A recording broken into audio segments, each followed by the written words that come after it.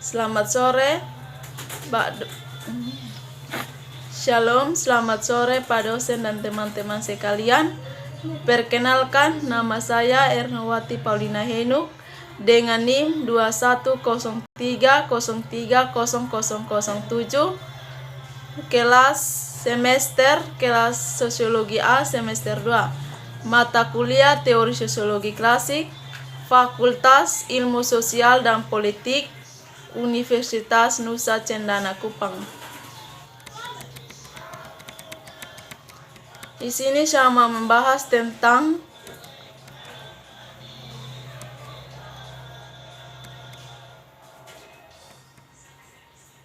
biografi dari Auguste Comte.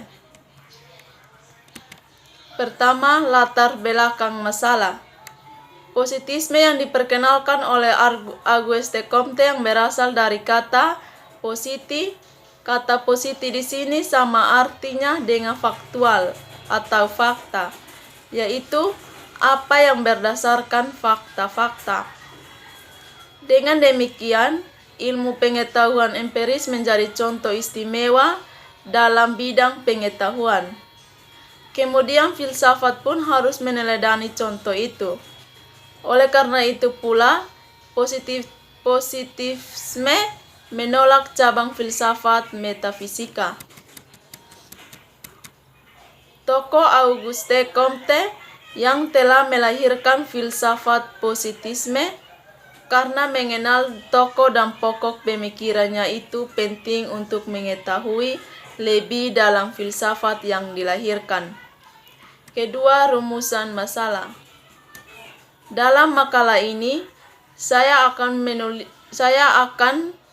menjelaskan tentang pemikiran seorang tokoh filsafat yang bernama Auguste Comte, dengan tujuan untuk mengetahui pertama, biografi Auguste Comte, karya-karya dari Auguste Comte, dan pemikiran Auguste Comte. Kedua, biografi Auguste Comte. Auguste Comte dilahirkan di Montpellier, Prancis pada tahun 1798. Keluarganya beragama Katolik dan berdarah bangsawan. Namun, Auguste Comte tidak terlalu peduli dengan kebangsawannya. Dia mendapat pendidikan di École Polytechnique di Paris dan lama hidup di sana. Di kalangan teman-temannya, Auguste Comte adalah mahasiswa yang keras kepala dan yang suka memberontak. Auguste Comte memulai karir profesinya dengan memberi les di bidang matematika. Meski ia sudah memperoleh pendidikan dalam matematika, perhatian yang sebenarnya adalah pada masalah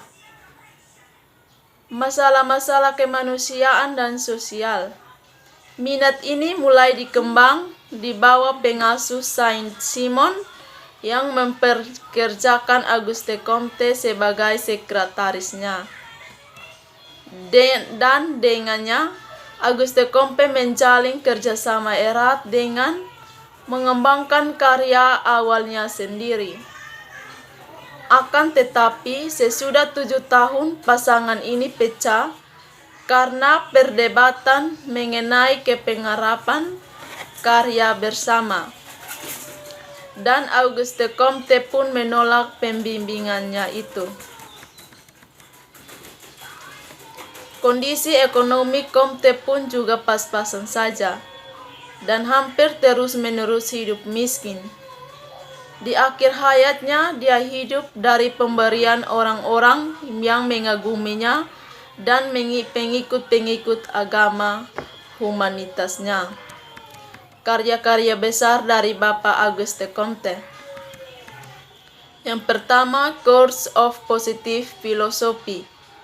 Yang kedua, System of Positive Politics. Yang ketiga, Appel to Conservatism. Yang ketiga, Pemikiran Auguste Comte. Menurut pengembangan Auguste Comte, pengetahuan manusia baik perseorangan maupun umat manusia secara keseluruhan melalui 3 zaman atau 3 stadia. Menurutnya, perkembangan menurut 3 zaman ini merupakan hukum yang tetap. Ketiga zaman itu adalah zaman teologis, zaman metafisika, dan zaman ilmiah atau positif. Yang pertama, zaman teologis. Pada zaman teologis, manusia percaya bahwa di belakang gejala-gejala alam terdapat kuasa-kuasa adikodrati yang mengatur fungsi dan gerak gejala-gejala tersebut. Zaman teologis dibagi lagi menjadi 3 periode, yaitu yang pertama animisme, kedua politeisme, dan yang ketiga monoteisme. Zaman yang kedua yaitu zaman metafisis. Pada zaman ini manusia hanya sebagai tujuan pergeseran dari tahap teologis. Dan yang ketiga, zaman positif. Zaman ini dianggap Comte sebagai zaman tertinggi dari kehidupan manusia. Dengan alasan ialah pada zaman ini tidak ada lagi usaha manusia untuk mencari penyebab-penyebab di belakang fakta-fakta.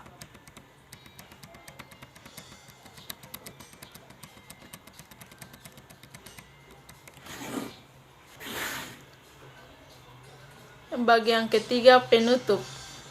Kesimpulan, Auguste Comte adalah tokoh yang telah melahirkan filsafat positivisme.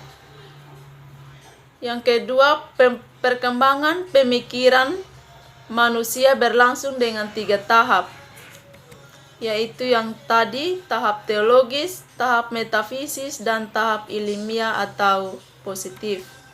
Tahap-tahap tersebut berlaku pada setiap individu dalam perkembangan rohani, juga di bidang ilmu pengetahuan. Istilah ciptaan terkenal altruisme yaitu menganggap bahwa soal utama bagi manusia ialah usaha untuk hidup orang lain. Sekian dan terima kasih.